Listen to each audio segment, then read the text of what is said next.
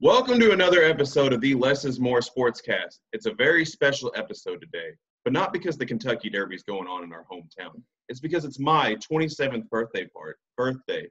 And yes, we are celebrating here in the Less is More Sports talk show.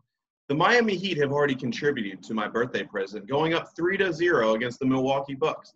So I have one question. Are we still sleeping on the Heat, Lucas? No, I haven't been sleeping on them at all. I actually predicted them to win this series. Oh, I know you did, but I'm speaking in general. In general, for most NBA fans, are people done sleeping on them? Are people done sleeping on Jimmy Butler? If you're not done sleeping yet, you need to wake up. So speaking of waking up, it looks like you need to start waking up, bud. I'm way too energetic, and you look like you're about to die. Yeah, we're gonna be good though. I'm always prepared. And I'm always ready. All right, I respect it. We'll see. But anyways, all right, so we're going to get into the first topic today. And, I'm not one on apologies, but I think you and I both owe JT McDaniels an apology right now. Yeah. I'll say when JT McDaniels left USC, obviously the reasoning being was because Keldon Slovis was going to be the starter. Didn't look like he was going to get his minutes. So he goes to Georgia, where we're like, why in the world would you do that? You got Jamie Newman there. As maybe JT knew something that we didn't, possibly, Jamie Newman opts out, along with other stars across college football like Jamar Chase and many others. So my first question to you, Klucas, what does a Georgia offense look like with JT Daniels as opposed to Jamie Newman? If you want my honest opinion, it's what when we reference Georgia on this show, I like to reference my boss, who's the biggest fan I know. You're going back to the same old Georgia offense that you've seen. I think that's what the issue. Away from that versatility of your offense, where your quarterback is your playmaker, can make different things happen. And that's what we talked about when we originally talked about Jamie Newman. Brings a different position that Georgia hasn't had. And bringing in JT Daniels, you're going to see the same type of offense you saw out of an Aaron Murray-led offense, a Jake Fromm-led offense, where it's good, but it's not going to put points on the board when you're going up against the teams of like the Alabamas, who can now put 40 on your put 40 in a heartbeat on your head, and LSU, Clemson, all these schools that, yes, have great defenses, but they have almost even better offenses. So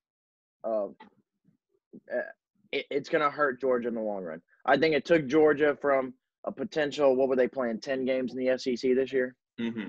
So it took them from a potential 9-1, maybe even 10-0 season to, I believe, an 8-2 season.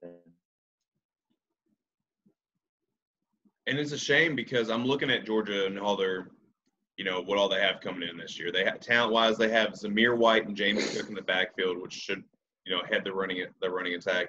Two of the three leading receivers, George Pickens and Demetrius Robbins, return, and the number one recruiting class in the nation with 3 top 100 rated wide receivers, plus halfback Kendall Mixon and 6 offensive linemen coming in. I mean, the talent's there.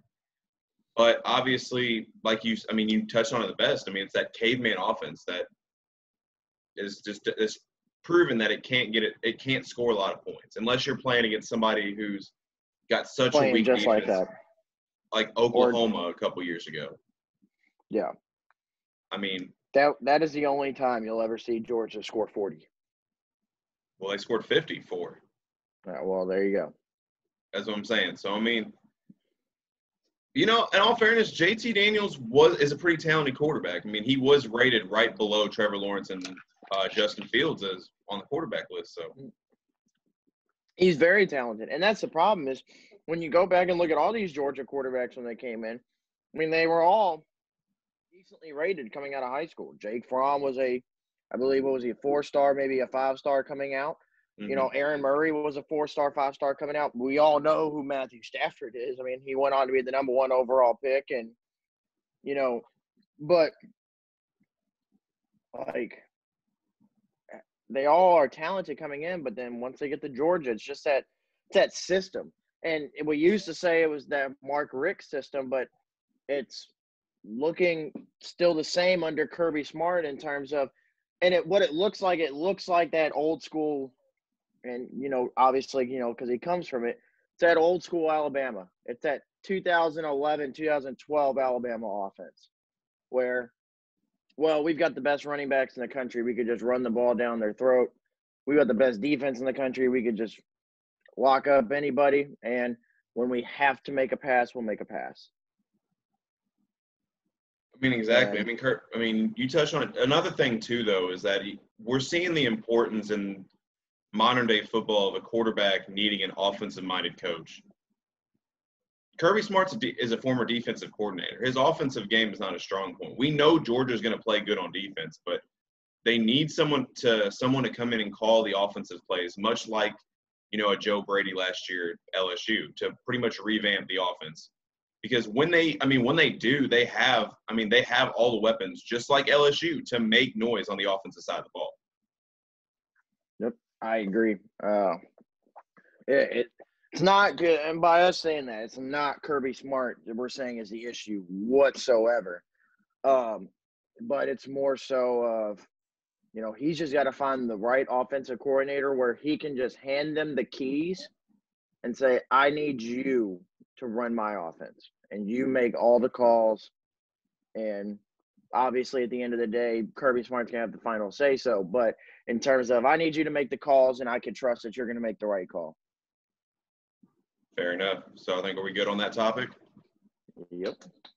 All right, moving on. Last show, if you missed the previous episode, we talked about Paolo Banchero, five-star, number 3 rated player in the class of 2021 committing to Duke. And I'm sure it was just a moment that was just – Klucas was just grinding his teeth having to talk about these Blue Devils for the remainder of the episode. But ironically, after the episode, Klucas – you texted me and said that Kentucky just landed a 4-star commit for the class of 21. So tell me a little bit about him. Yeah, it kind of came out of nowhere. Trying to remember his name off the top of my head. Honestly, I forgot to write it down. Oh man, the Kentucky fan. I know, I forgot to write it down. Because he kind of came out of nowhere. He's You want me to be honest with you and who he kind of reminds me of? Yes. And this is, a big stretch considering he was one of Kentucky's favorites over the last couple of years. Kind of reminds me of an Ashton Hagans. Really? He's a dog, I'll tell you that. And from what I'm understanding, I'm glad that you decided to bring up Paolo Banchero, because, he hasn't signed anything to officially, be a Blue Devil. He's actually close friends with Paolo Banchero and is still actively recruiting him to still come to Kentucky. So, we'll keep our fingers crossed on that. But no, he's a dog. He's a type of point guard. He's not anything special, like your, John Walls and all that Kentucky's had, like in terms of he's going to make explosive plays and all that. But he's your typical point guard. He's going to lock up your best guard, and he's going to run your offense. And what's disappointing is that we have to hear this from the Duke fan, not the Kentucky fan, but the guy's name is Nolan Hickman. Well, thank you. You're welcome. Yeah, he's a dog. Like I said, when as soon as we ended the show and I seen it, because it came out of nowhere. He was on Kentucky's radar, but in terms of like Kentucky going after him and hard and everything, they weren't really doing that, especially when they were transitioning out of Kenny Payne. So him committing kind of threw me off, but once he did, I had a more chance to actually sit down and watch his game. Yeah, he's a dog. And if you know me and you know how I play basketball and you know how I like basketball being played, I love that dog. And you could be the least talented person on the court. If you got that dog in you, you're gonna be one of my favorite players. That's fair enough, but I am going to have to disagree with that. You think he's still going to be actively recruiting to go to Kentucky? I think Paulo to Duke is pretty set in stone. I mean, I'm following the kid's Twitter feed, pretty regularly. He looks like he's happy to join the Brotherhood. Him and Jalen Johnson have been in contact, and I'm gonna hold off on this next statement for a second because I know we're gonna transition to that later. But there's other. I do want to talk to you about something though. Yes. So we'll tap into your other fanhood here in Texas. Okay. Let me ask you something. How big of an impact does Jay Lucas going to Kentucky affect Texas recruiting? How does it affect Texas recruiting? Considering he's the one that pretty much landed your Miles Turners, your Mo Bambas, your Jackson Hayes. I mean, yeah, when you get guys like, that, obviously it's going to take a hit. We'll see. Because my biggest issue during the Shaka Smart era in Texas is that he's not recruiting the style of players that made him successful at VCU. So, yeah, I mean, getting the guys like the Miles Turners, the Jackson Hayes, all that, and Jared Allen, those are nice. But what's going to help Texas during the Shaka Smart era is that he needs to start going back to recruiting those guys that want to play that 40-minute press. So, I mean, yeah, be honest, that's the biggest thing with Texas recruiting. So they have to start going back to Shaka's got to start getting bringing in the guys that fit his style so that he can be successful in Austin. Well, again, maybe I came a little unprepared today, I guess. I can't remember his name off the top of my head, but it's the minute Jay Lucas signed his name on the Kentucky line. Now, granted, he's not an assistant coach. He's not anything. I believe he's an associate with the team. So he's not a coach. He's not a recruiter for them or nothing. He just works with the basketball team. But, obviously with that being said, it does not keep him from being able to talk to, these high school athletes. The number 3 center, I believe it was, in the class of 2022, it was either 2022 or 2021, I believe, but he's from Texas. The minute he signed his name on the Kentucky dotted line, he started talking to him, who he was talking to go to Texas, and now is talking to go to Kentucky. And I think with Jay Lucas, when you look at his history of Miles Turner, Mo Bamba, Jared Allen, Jackson Hayes, we can bring that back to Kentucky where we can get back to having a good big man. That's the one thing Kentucky's been missing the last couple of years is a good big man. I mean, I would definitely agree. I think that down low shot blocking center is kind of the staple in the Calipari defense. And with that being missing, first of all, I can't even pronounce the kid's name. His name's Vince. I want to say Chukwu, from San Antonio, Texas, 4-star, graded 98. But anyways, has good size on him. Kind of checking, reading up on him, as we're speaking right now. But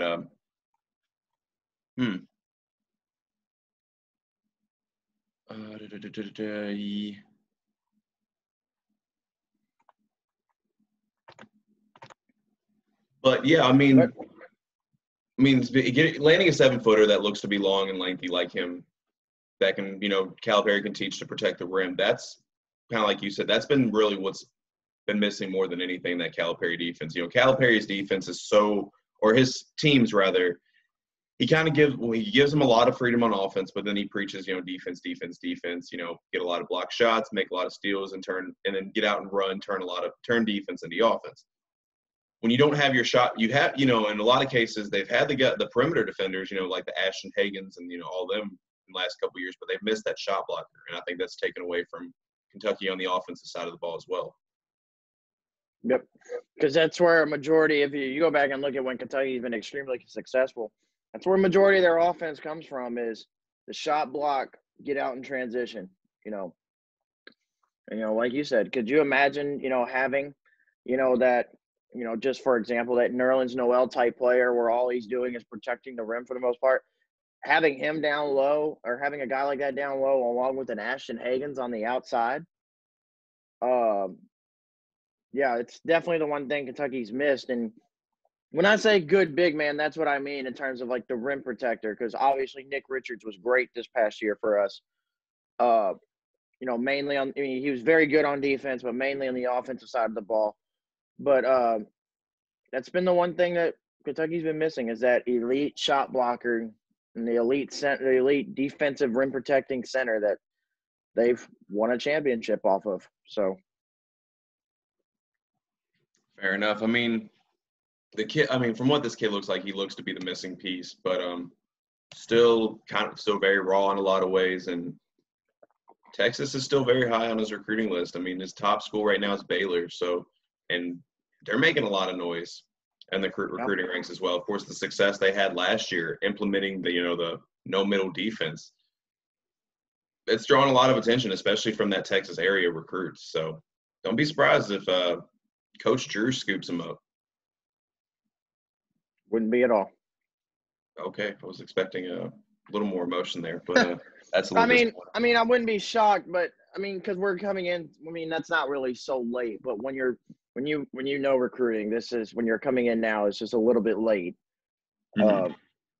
So when you're coming in late, if you don't make the splash, it's one of those, we came in late, but you hope to get them, but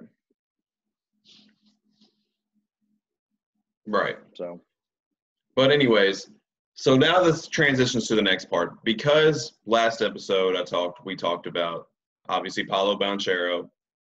Now this episode, because of Nolan Hickman committing to Kentucky right after the show last weekend, we're trying to get that balance between Duke getting our two fan bases and who all we're recruiting. But now we both have a say in this next player, and that is the race for who is going to land the number one rated player in the class of 2021, Patrick Baldwin Jr.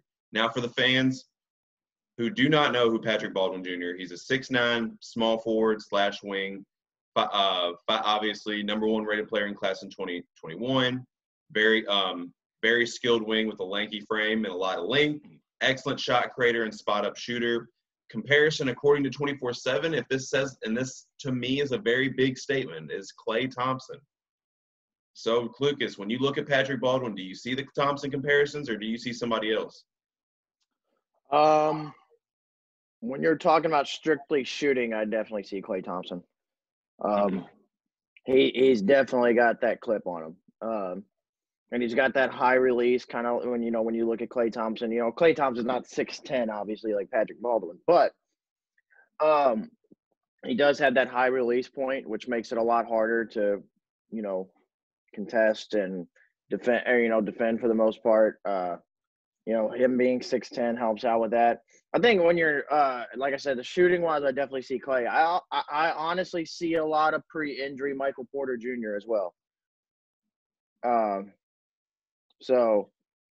The kid is definitely special. The kid's got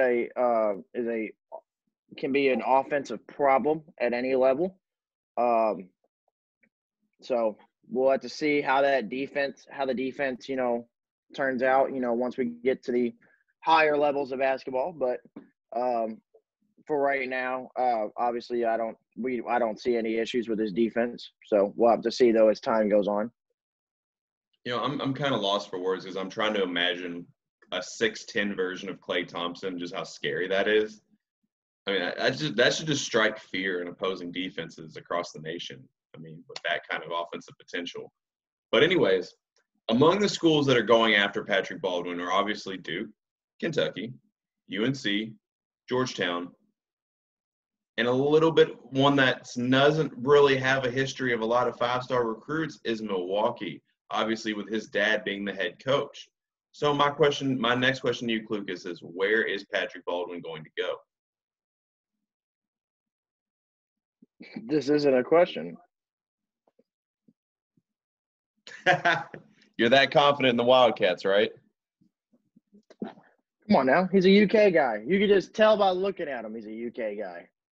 Just define what it means to be a UK guy. If you got that look and that swagger, you're just that. I mean, first of all, let's be honest. If you're a top 10 player in the country, you're a UK guy. You're a Duke guy as well. I mean, because we're those schools that always end up landing these guys, but you just it's hard to explain, and I know you know what I'm talking about. It's hard to explain when you say you just look like that Kentucky guy or you just look like that Duke kind of guy. It's just one of those things you got to just you look at him, you watch how they play, and you just look at how he carries himself on and off the court, and you're like, that's a UK guy. I don't know. I mean, to be honest, I don't even know what a Duke guy looks like anymore. When I started watching Duke basketball in the 90s, and when I watched into the early 2000s, I could probably had a better idea of what a Duke guy looks like. Now I'm not so sure. So, yeah, I want you to elaborate on why you think he looks like a Kentucky guy. He just fits that Kentucky mold. When you're looking at his play style, and everything, he just fits like what Kentucky does. Everything from the offense, to a defense. The one thing I will say about his defense, because I did just question it a minute ago, the one thing I will say is he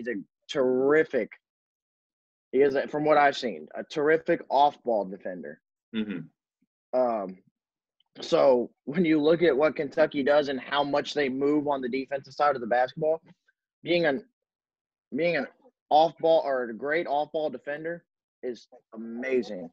And Cal's gonna get his hands on that immediately, because if you can help off your man and play off ball. I mean, you look at a lot of Anthony Davis's blocks, even at Kentucky, it was a lot of off ball blocks where he came over and played the off ball defense.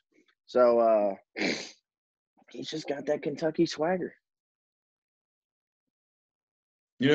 I'm not even going to use the fact that he's predicted 100% in the crystal ball rankings to go to Duke for my argument, because that would be totally hypocritical based on every other podcast that I've been on with us. And that's that I don't buy the crystal balls, because, at the end of the day, there's somebody else's educated guess.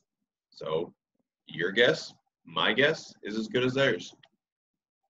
Be honest. But the reason I think he's going to end up being a Blue Devil, first of all, the brotherhood is hard to turn down.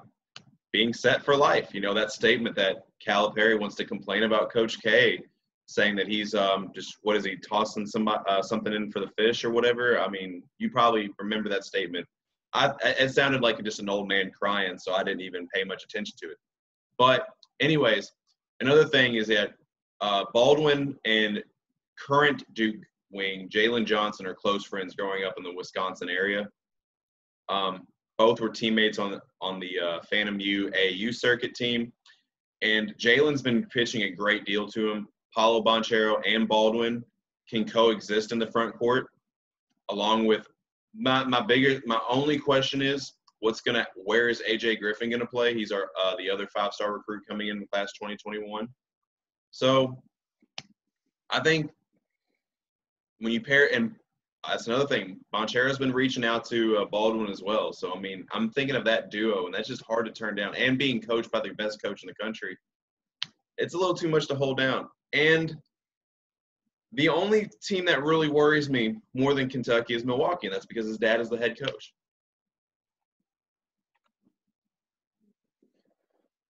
All right, is it my turn now? Yes.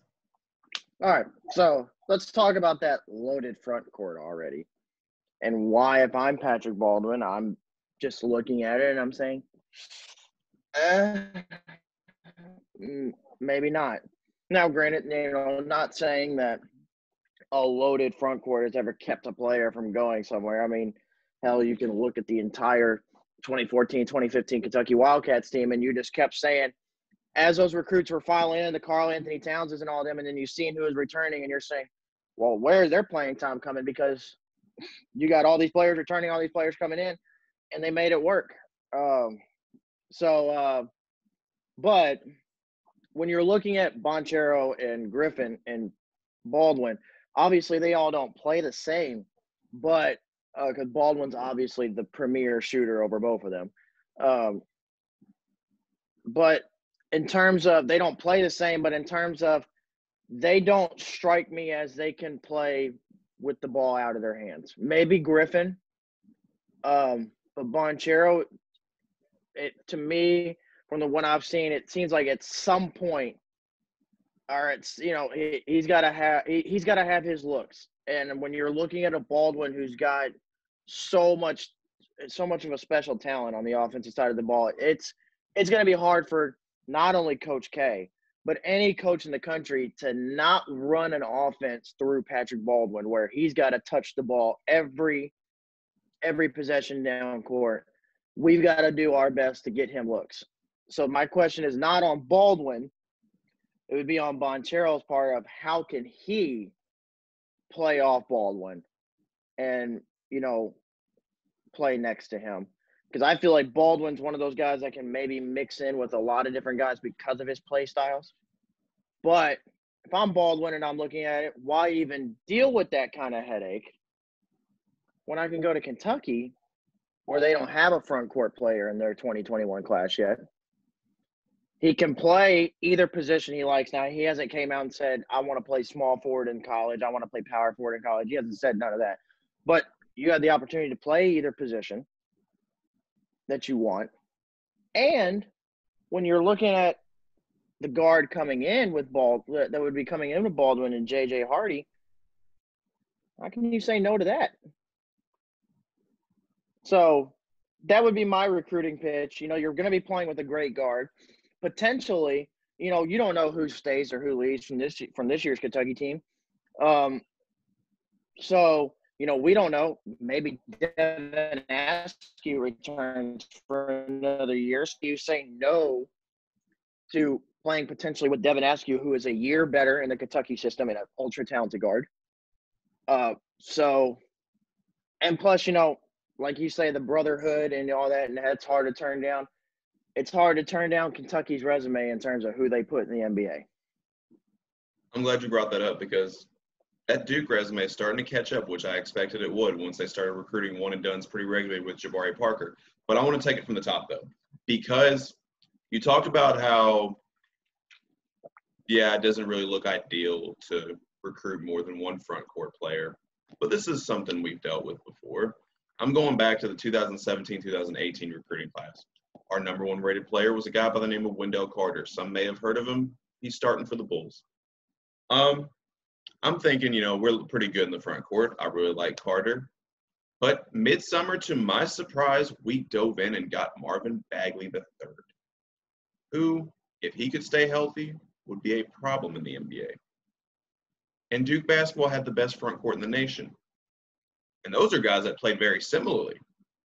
Little differences, obviously. Carter was a little more, had the better footwork in the post, where Bagley was more of the slashing big. But Carter did occasionally step out from three, actually shot it about a 40% clip.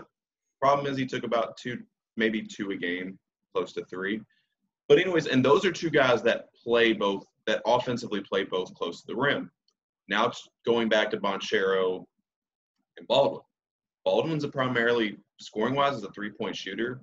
He's a three-point shooter and a slasher. You know how Bonchero plays because you dealt with a very similar style of player a couple years ago in P.J. Washington. Let me ask you this. Yes, P.J. can stretch out to the three-point line, but where did majority of P.J.'s points come from while at Kentucky? Mostly in the paint. Exactly. With Baldwin and Bonchero, they both can play that inside-out game. And I'm going to your next point, too, is playing without the ball. Are you saying that Baldwin can't play without the ball? No, Baldwin can play without the ball. I'm saying I don't know if Bonchero can play without the ball. Okay. I mean, could PJ play without the ball? I know they're a little different. Okay, well, listen, a comparison and an identical set are two different things. I'm aware. No, I had to bust your balls on that one. But anyways, hold on, and time out. It took PJ 2 years to learn how to play without the ball. That's fair. But anyways, what I could see happening is obviously having someone like Bonchero. First of all, before I even go into that part, I think so far with the recruiting class that we have now, I would start Baldwin at the 3, Griffin being that high energy, or at the 4 being that high energy effort guy, and put Bonchero at the 5. Little undersized lineup, but you know what? Small ball is more successful in today's league anyway, so I'm not really worried about it. So what I would do is I would work Bonchero in the high post and have Baldwin and pretty much dump the ball into him, run through him, play through him, and have Baldwin shoot off that. That's what I would do. And not to mention, you're talking about some of the other guys that might be possibly returning to Kentucky. You know, there's it's not 100% set in stone that Jeremy Roach is going to leave for the NBA after 1 year. No, you're right. Yeah. But here's my question: are you really going to trust Apollo Bonchero to play your 5 in some cases where he's going to have to defend 7-footers? Yeah, I'm all right with that. I thought you liked dog-like players.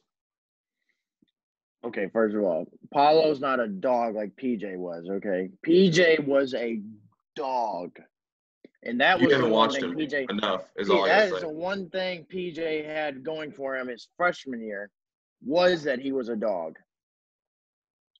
A dog that couldn't shoot free throws, but continue. You're 100% right, because if he just hits 2 free throws, we go to the freaking Final Four that year. But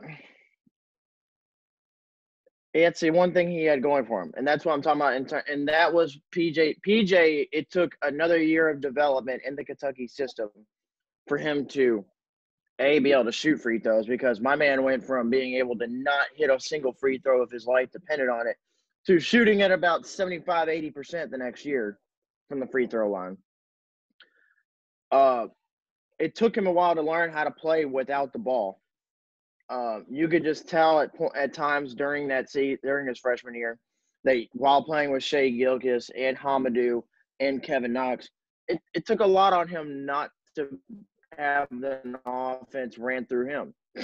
And, and it's not just him. It's a lot of these guys. You look at a lot of these guys that come out of high school that are 5 stars and everything.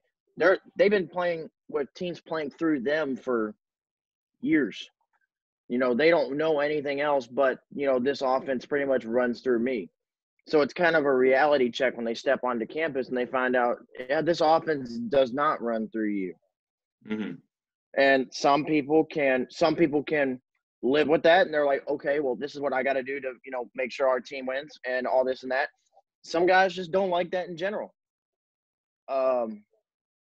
So, I mean, that's going to be the question is, does Paulo Bonchero take the PJ Washington route in terms of okay, let's back does he take the freshman PJ route of, well, this offense doesn't run through me and it affects his game, or does he take the PJ Washington sophomore route where this offense might run through me, it might not. Either way, I'm going to be the most effective player on the court.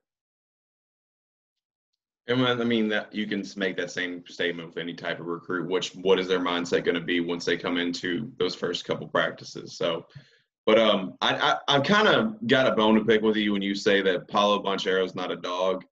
Stop it. You ain't watching him enough. Is all I'm going to say. Said he's not a dog like PJ. Well, PJ's his own version of dog. Maybe if PJ's a pit bull, Paulo's a Rottweiler. So both can fight, both can scrap. So you know what? But as far as the type of energy player that Paulo plays with, that's one thing we got going for us in that class with AJ Griffin as well. So I mean, I like it. I think they all can coexist together, and not to mention we don't know who all is going to come back from the previous recruiting class or even the ones before that. If Matthew Hurts doesn't improve this year, could he return? Or could he transfer? He could take the Alex O'Connell route, so we don't know. But so far, based off the recruits that we have coming in this year, I think all 3 can play very well off each other. And that's all I got to say on that aspect.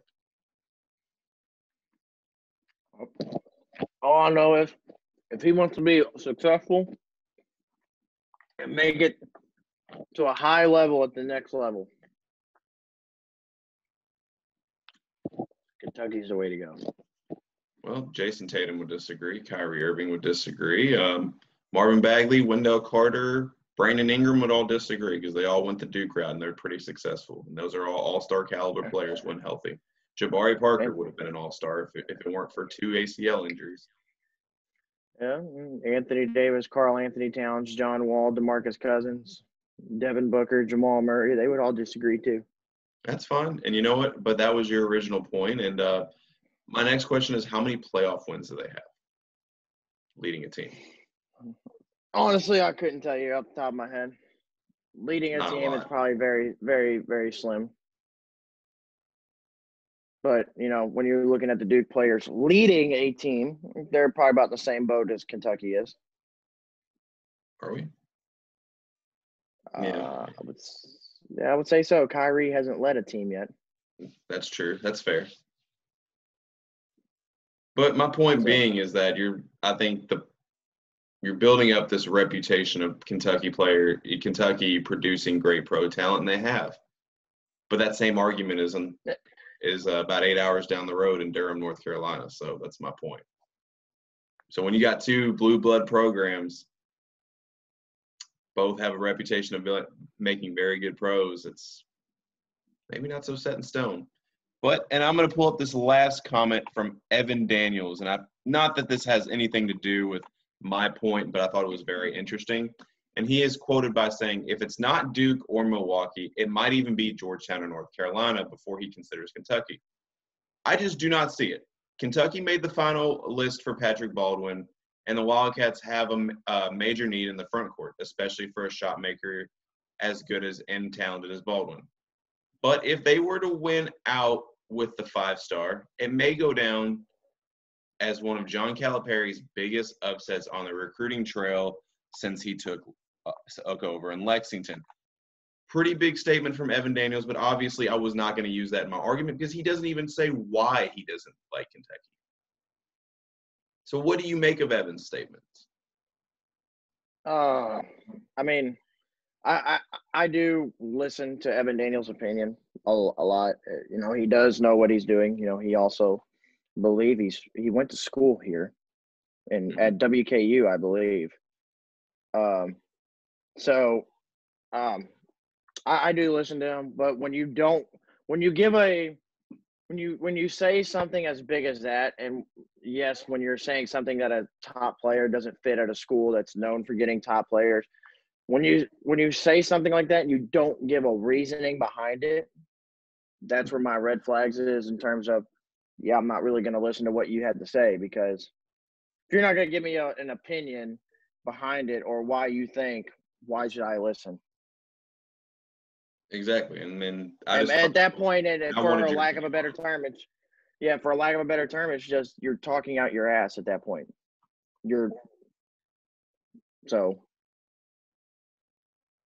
That's fair enough.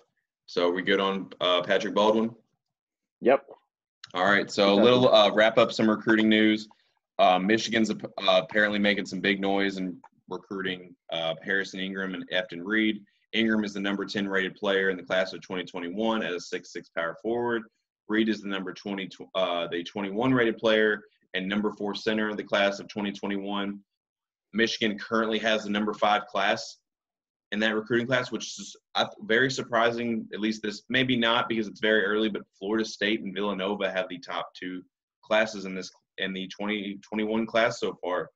A little surprising, but there's still a lot of time to go on from that. Definitely big shout out to Juwan Howard and the job he's doing in Ann Arbor. But last recruiting news that I'm going to add before we get to the segment I think Klucas really wants to get into, and that's the NFL predictions for next week. But before we get to that, I want to give a shout out to the younger brother of Dookie, Jalen Johnson, Kobe Johnson, committing to USC this week. Says he will probably that head coach Andy Einfield is saying that he will play combo guard for the Trojans in 2022. So congratulations to Kobe Johnson. But now the moment that Klucas has been waiting for since we opened up the show. Oh, don't know what happened there. But anyways, and that is the NFL predictions. Football is back, and on Thursday, we have the first game of the 2020 season where the Houston Texans kick off against the Kansas City Chiefs on Thursday at 8:20 p.m. All right, Klucas, first of all, how great is it for football to be back? Oh, it is amazing. And before we go any further into this, I just want to give a big shout out to the Less is More Sports Podcast fans. You know, they chose the People's Champ as the best fantasy football lineup, and I couldn't agree more. So I just want to give a big shout out to the fans because they truly know what they're talking about. So you're saying the fans know that our fans are even smarter than the ESPN app because I am the number one Yes. player in the fantasy league right now. Yes, they know more than the ESPN Fantasy Football Insiders. Yes, I'm talking to you, Matthew Berry. They know more than you. You know, a lot of love from Less is More sports fans. We love you guys, and you know what? I'm not one to argue it. But with that being said, last year, obviously we weren't doing the podcast last year, but Les, you know, because I kept you and Spencer updated for the most part. I kind of did this week-to-week thing starting by myself last year, where I made predictions based on every game, predicted scores and everything. And if any of you all watch Colin Cowherd, you know the statistic. Most experts do pick'ems at about a 65% rate. For most experts. Last year, I finished the entire 17-week NFL season at a 75% prediction, where I predict 75% of the NFL season right.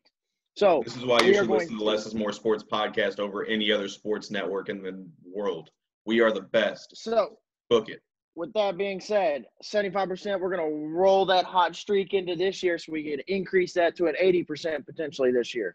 Why 80? Why stop there? Go 90. Go 100. You know, we aim high here, buddy. We do aim high, but you got to take a little steps to get to that point. So let's start with that Texans Chiefs Thursday night football. Deshaun Watson this morning just got paid. Patrick Mahomes this offseason literally had the greatest 2020 out of anybody if you could have a great 2020. My man won a Super Bowl, got married, got paid. Well, he's not married. He's engaged. Sorry, he's getting married. There you go. Yes, there you go. He proposed. Let's put it that way. Yep. So, Texans, Chiefs, two of the top 10 quarterbacks in the NFL going at it Thursday night. Ring ceremony night, Kansas City. And it's going to be a close one. But I got Kansas City coming out with the win, 31-23 over Houston.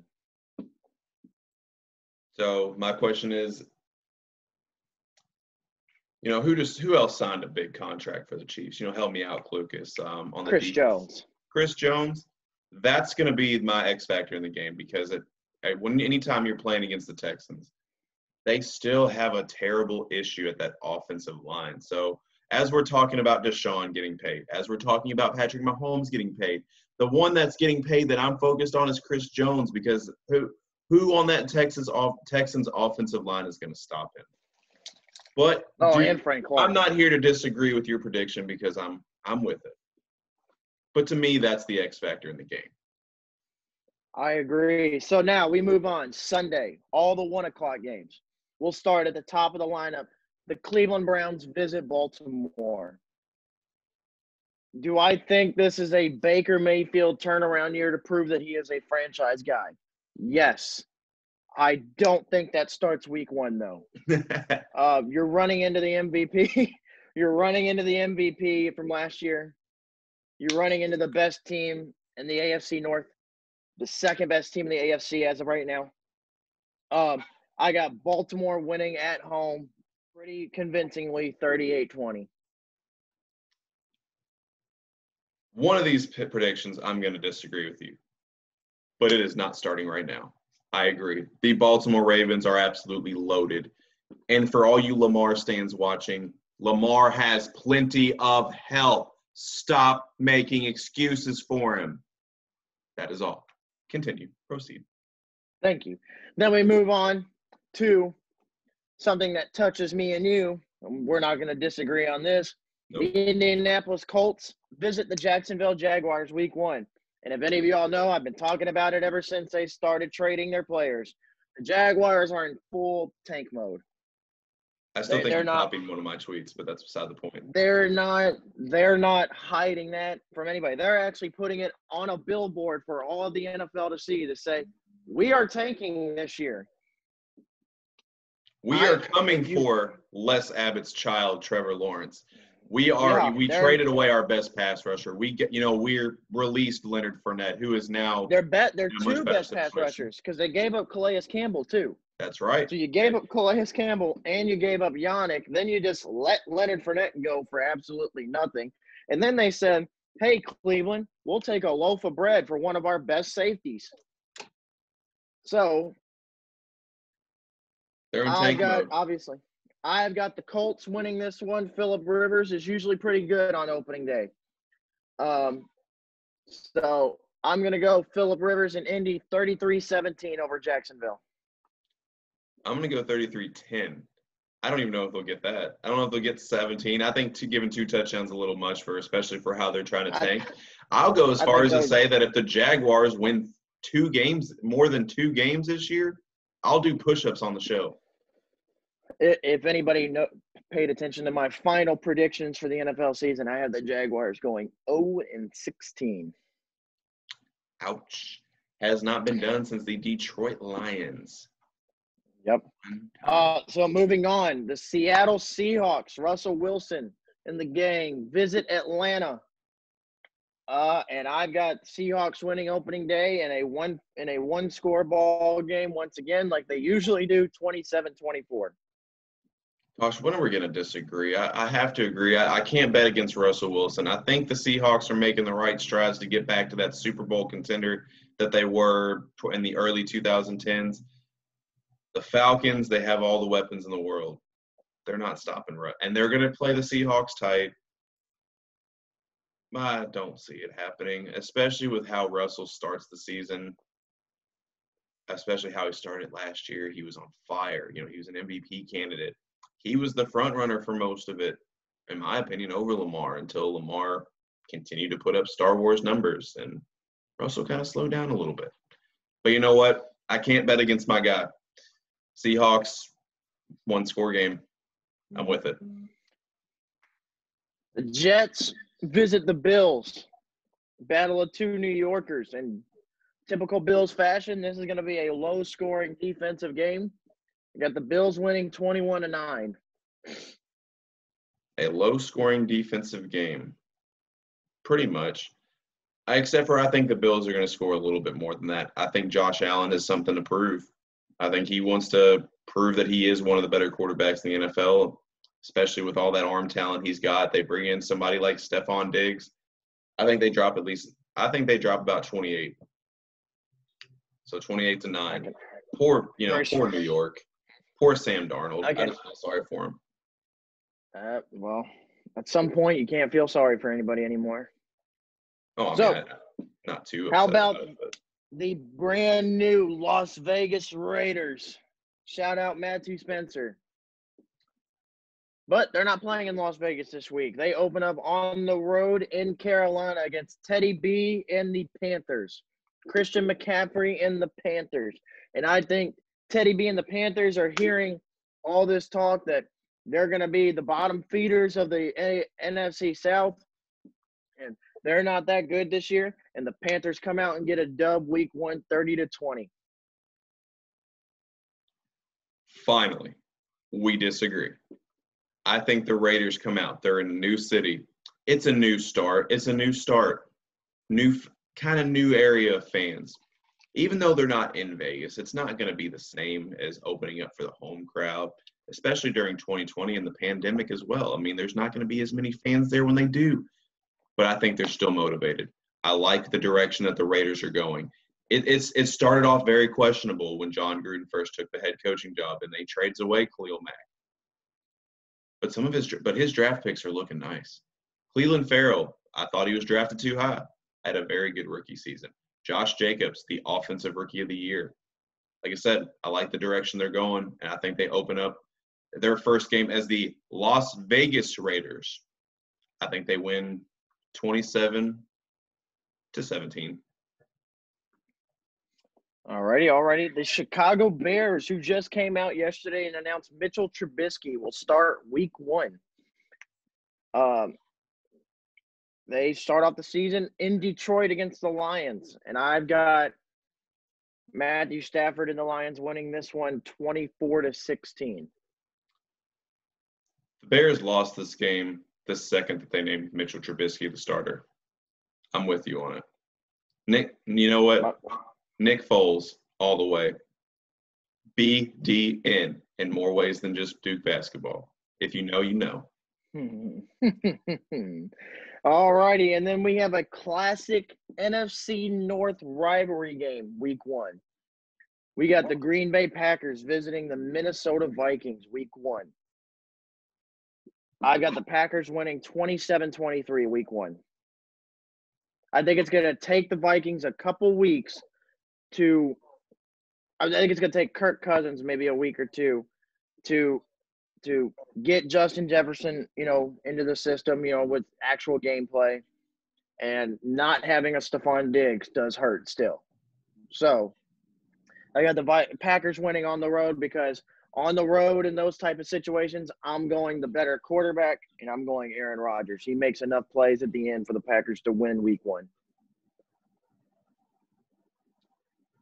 Help me out, Klucas. When we talked about the Vikings on one of our first episodes, I talked about how much I like their defense. And then, of course, Everson Griffin leaving. And we were talking about the impact of Everson Griffin leaving and how that puts a lot of pressure on Danielle Hunter on the pass rushing aspect of the game. But help me out, though. But didn't they just sign a really good pass rusher? Well, they traded for one, but yes. Yes. And what is his name, Klucas? Yannick Ngakoue. Exactly. The guy we just talked about leaving Jacksonville. And you know what? Minnesota's got the pass rushers. They have the defense. Aaron Rodgers, he's great. I take nothing away from him. But he's not the explosive. He's not going to put up the explosive numbers that the Aaron Rodgers of old does. I see it being a very hard-fought NFC North showdown, but I think the Vikings pull away in a defensive 17-10 game. I can respect it. How about, speaking of new team – new faces or familiar faces in different places. Cam Newton and the Patriots open up week 1 against the Miami Dolphins. And where I'd like to maybe predict the Dolphins, because we all know how well Fitzmagic likes to go the first 2-3 weeks of the season. But I think Cam puts a stop to that this year. Not so fast, my friend, to quote Lee Corso. Cam Newton and the Patriots win week 1, 23-21. If your quarterback legacy was judged simply on the first 4 weeks of the NFL season, there wouldn't be a better quarterback in the game than Ryan Fitzpatrick. That's who I'm going with. Until they know that Tua's ready to take over the helms as a starting quarterback in Miami, we all know Fitzmagic is going to be the guy, and he is going to continue his reign of terror on the New England Patriots in the first couple weeks of the season. I got the Dolphins 27, but you know what? Cam has a solid debut, so about 21. 27-21 Miami. Heat game. All righty. How about the Philadelphia Eagles is the last 1 o'clock game. The Philadelphia Eagles visit the Washington. Okay, does it seem like there's a lot of 1 o'clock games? Is there just me? Well, yeah, it's week 1, so every single NFL team's playing. We won't hit the bye weeks till week 4. So. Well, obviously, but I mean, no, it just seems like I'm specifically. Maybe it's just been, it's been too long without football. It just seems like there's everybody playing at 1 o'clock. But you know what? I'm cool with it. I'll just log on to the NFL Network and just watch them all. But you know what? Actually, no. When the Colts are on commercial break. Yeah, I was about to say, calm down there, buddy. We got to watch the Colts. Exactly. So Eagles travel to Washington to take on the football team. The Washington football team. I've got the Eagles winning by a landslide, 34-17. You know what? I was very disappointed that you didn't ride momentum with your Ohio State Buckeyes. You were wanting Chase Young to come out and make a statement in his first NFL game. I thought you were going to look for Dwayne Haskins to come out and make a statement, prove doubters wrong from a season ago, showing that he's lost weight and that he is I do believe better conditioning. But ultimately, I agree. The Eagles are not going to lose to a team that hasn't even have a name. That is disgraceful. Look, I would love to ride the wave of my Buckeyes because don't you forget Terry McLaurin either. I'm sorry. I would love to ride the wave of my Buckeyes do I believe Dwayne Haskins is about to have a bounce back year because he lost weight? He's got to prove everybody wrong that he's not the worst starting quarterback in the NFL? You're damn right. Do I want Chase Young to come out and prove why he was the number 2 overall pick? Maybe even should have been the number 1 overall pick still? You're damn right. Do I want Terry McLaurin to come out and show that his rookie year just wasn't a one-hit wonder? You're damn right. Do I think it's happening against Philadelphia week 1? Hell no. I'm smarter than that. I don't know if that was my connection, but when you said you were smarter than that, it went really slow motion and it was really cool looking. But anyways, no, I'm with you. Proceed. I do believe Chase Young will get a sack, though, in his first NFL game. Oh, for sure. I think that goes without saying. So the lonely 4:05 game is the LA Chargers visiting Cincinnati for Joe Burrow's first ever NFL game, first home game. And it's going to be wrecked by that Ohio State Buckeye, Joey Bosa, and them boys. Chargers come out with the win 28, but Joe Burrow does have a solid debut. 20-24 Chargers win. This is a lot higher scoring than I would have predicted. You know what? Any team that starts Tyrod Taylor is not going to put up points. You know, he's going to manage the game. It's going to be a very defensive-minded game. But you know what I do? If there's anything going in Joe Burrow's favor is that Derwin James will miss the 2020 season with an injury. So I like for Joe Burrow to come out and show why he was the number 1 overall pick. And I like the Bengals 21-17 with Joe Burrow having 2 touchdown passes and 250 yards.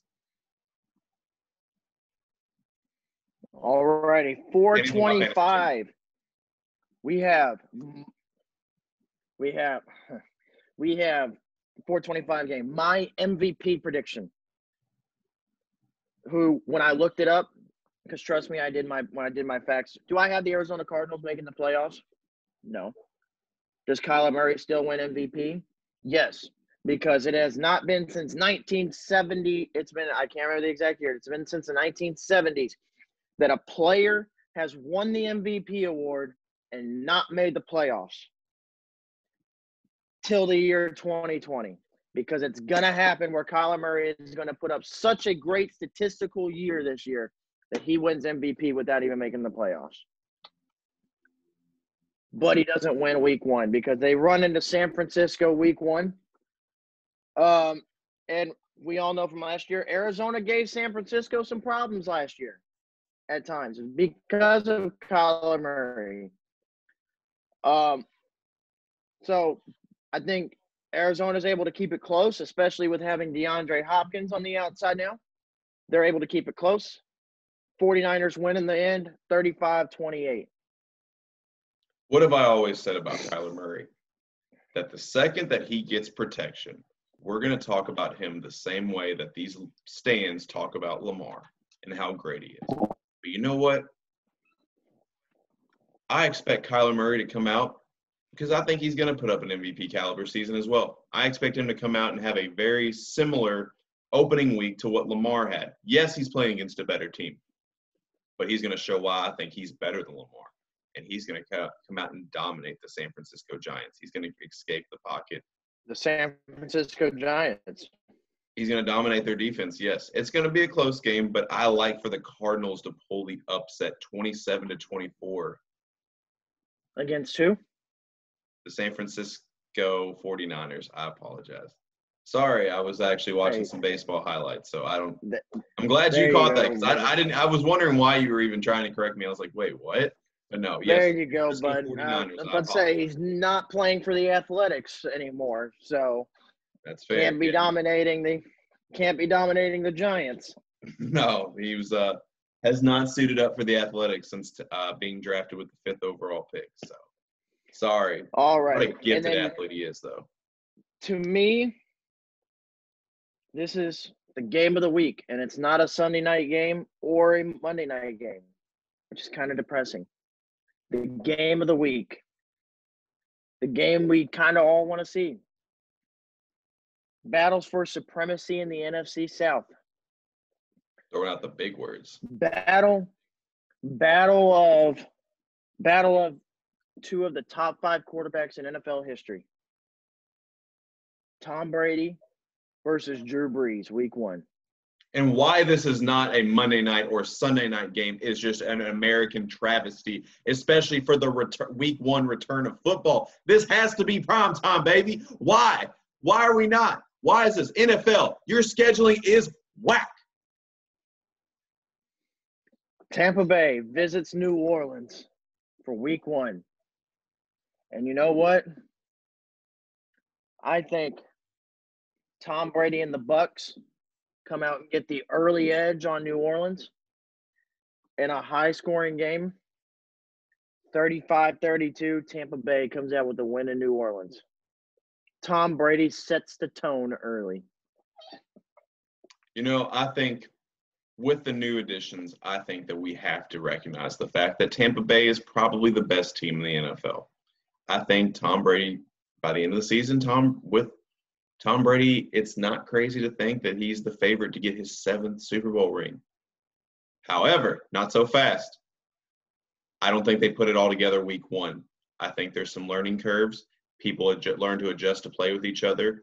Whereas the Saints, they have played together for the last several years, with the exception of Emmanuel Sanders on the offensive end.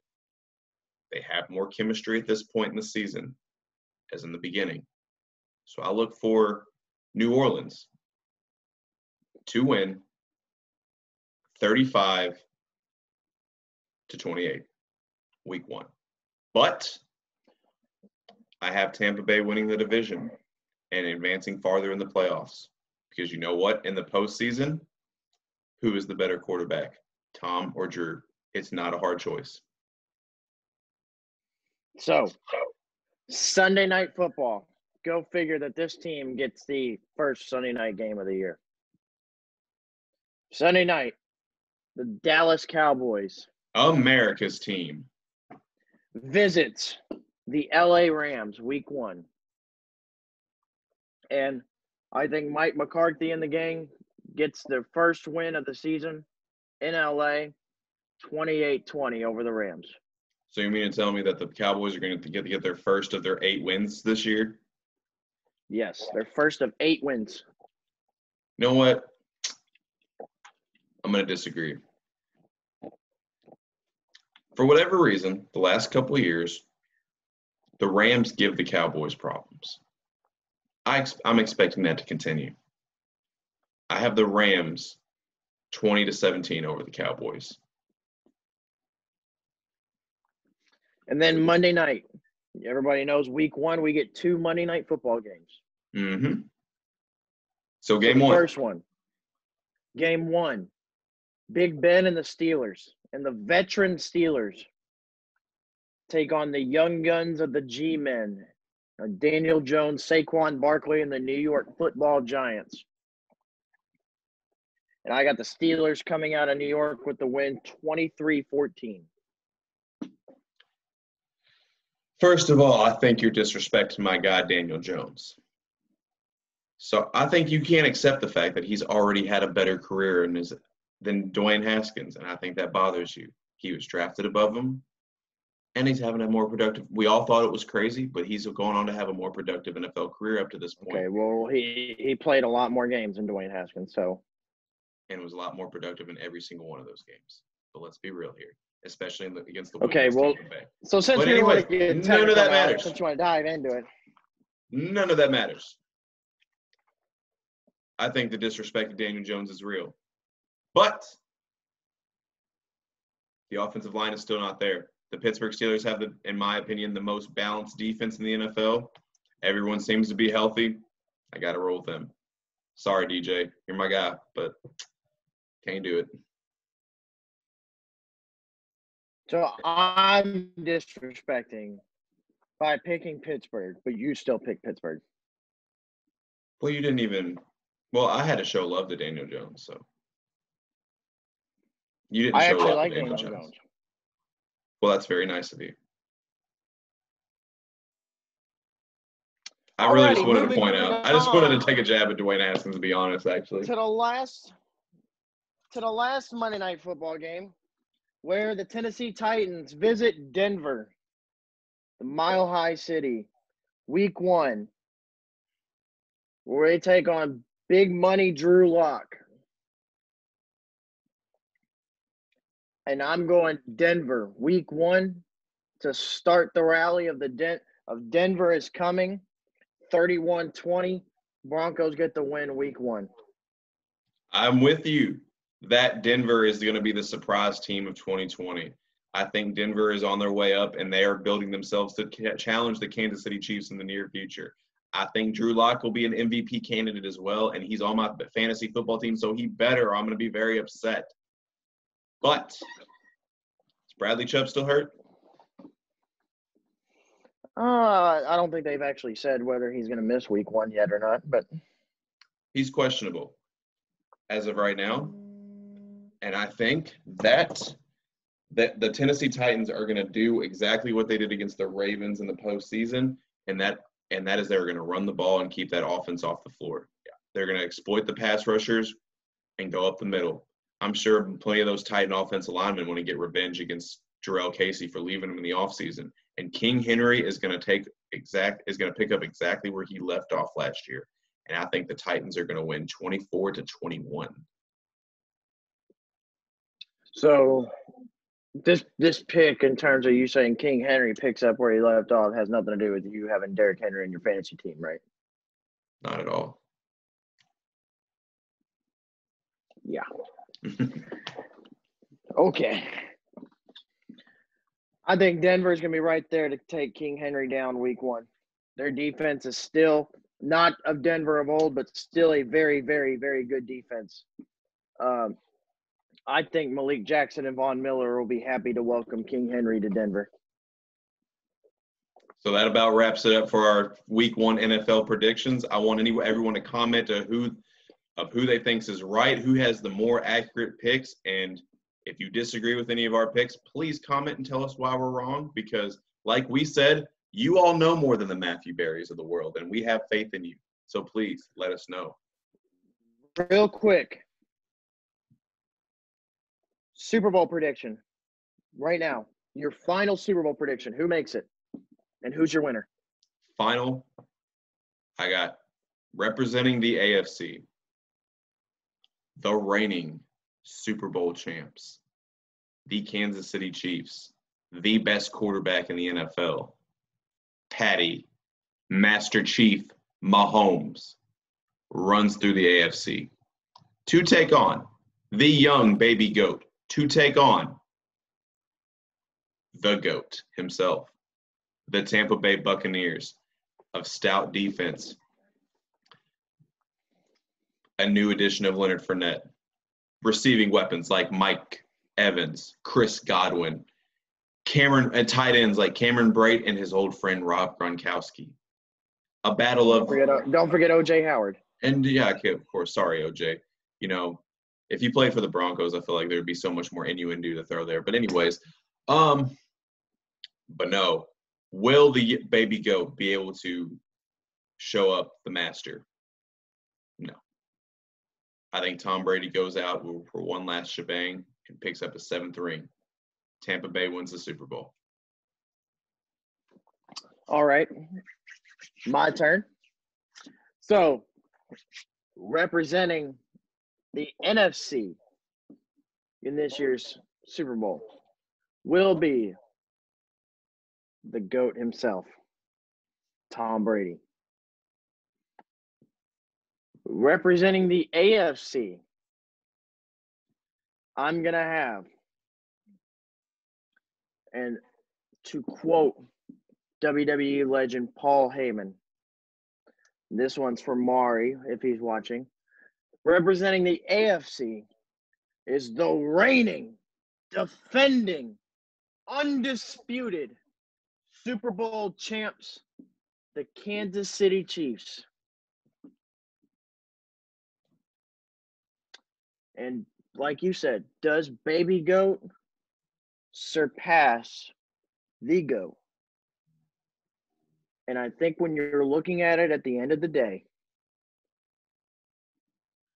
I don't see, outside of Tyrann Mathieu, anybody in Kansas City's secondary that's going to be able to keep up with a Mike Evans, Chris Godwin, Keyshawn Vaughn, Ronald Jones, Leonard Fournette. Don't forget Shady McCoy's in that backfield for Tampa Bay as well. Gronk, Cameron Brate, O.J. Howard. Should I keep going with all of these weapons that Tampa Bay has? Talk about the defense, Klucas. Talk about who's on the defense. Let's go to that defense in Tampa Bay, who NFL's leading sack leader last year, Shaquille Barrett, leading the charge. Who just got a payday this offseason. You know, got some young and ultra-talented players in their secondary. So when I'm looking at it, when I'm not looking at it from we'll say from a Tom Brady point of view, when I'm looking at the all-around team aspect, running back core, Tampa Bay checks the box, I believe. Kansas City's got some good running backs, but when I'm looking at the all-around running back core, Tampa Bay, check. All-around wide receiver core, Kansas City may or may not, depending on how you look at it, may have the better individual wide receiver. But receiving core, but like I said, depends on how you look at it. It depends on how you feel, whatever. But all-around receiving core, Tampa Bay, check. Tight end core, definitely has the better individual tight end. But on the other side, I've got Gronk, O.J. Howard, Cameron Brate, tight end box, check. Offensive line, I'd probably give the check to Kansas City on that over Tampa. Mm-hmm. D-line, I'd give the check to Kansas City over Tampa. You would? With Chris Jones and Frank Clark on it, I would. That's fair, because Tampa Bay's got a pretty good defensive line. Because technically, Shaquille Barrett is an outside linebacker, so I'm not counting him as on the line. I wasn't even talking about Shaquille Barrett, but yeah. But yes, they do have good. Yeah, Ndamukong Suh and them. Yes, yeah. But I'm giving the check to Kansas City on the D line. Linebackers, check to Tampa Bay. Corners, check Tampa Bay. Safety, check Kansas City. Tyrann Mathieu makes a huge difference in that safety position. And when you go back and look at it, Tampa Bay, more checks than Kansas City. Give me Tampa Bay, the GOAT himself, giving one last Super Bowl hurrah. Now, is he done after that Super Bowl? Probably not. He's probably going to still want more to prove. Why not go for 8? Why not aim the bar high and go 10 Super Bowls deep till you retire? Make sure nobody touches you. So that way he could post on Instagram, rings on every single finger. There's one more important stat that you're forgetting. What was Tampa Bay's record last year? What were they, 7-9, I believe? 7-9, yes. And that was with a blind quarterback. That was with a quarterback that threw 30 interceptions. With Tom Brady. Also threw, what was it, second in the NFL in passing touchdowns, though? But he had 30 turnovers plus. Yep. You're now inserting a quarterback that if he gets 1/3 of that is considered an off year for him. Tom Brady takes care of the ball. They have the weapons. Ball's going to stay on. That's only going to help that already good Tampa Bay defense even out more, that they're going to get more rest and not have to come back on and off the field so much. Yeah. They're my Super Bowl picks. One thing I want to talk about who I think is an X factor in that receiving core, that's not Mike Evans or Chris Godwin, Adam Humphries fits that Tom Brady style receiver to a T. He absolutely does. I was surprised that we never saw Adam Humphries in New England. But you know what? They got him in Tampa. In an NFC championship type matchup where, you look for that one guy that's not your star to break out, Adam Humphries would be my pick to have one of those, 7 catches for 100 yards and 2 touchdowns in that game and make the big plays down the stretch, the big third down catches and all that. I agree. He takes over for that Julian Edelman, that Wes Welker Chris role. Hogan. Exactly. He's that gadget white receiver that Tom Brady feasts on. So I think we're good. So there you go. We both have Tampa and Kansas City, which, by the way, with us picking those, Tampa Bay would become the first team in NFL history to go to the Super Bowl while the Super Bowl is played in their home stadium. How did we not even open up with that is the sad part. I'm kind of disappointed in myself. I'm disappointed in myself because I knew that and didn't say it. Oh, I did too. So I think we're both on the same page right now. Yeah. So Tom's getting number 7, you jit. And submitting his legacy that's already known as the GOAT. But please, don't let us tell you. We want to hear your opinion. So please, please in the comment section below, tell us what you think of the video. Not just with our NFL predictions, but with our conversation of Patrick Baldwin, with our conversation of what a Georgia offense is going to look like with JT McDaniels. But that is all the time we have for the day. So I'm going to go enjoy the rest of my birthday. So until next time, it's Les Abbott. Jacob Klucas. Mamba out.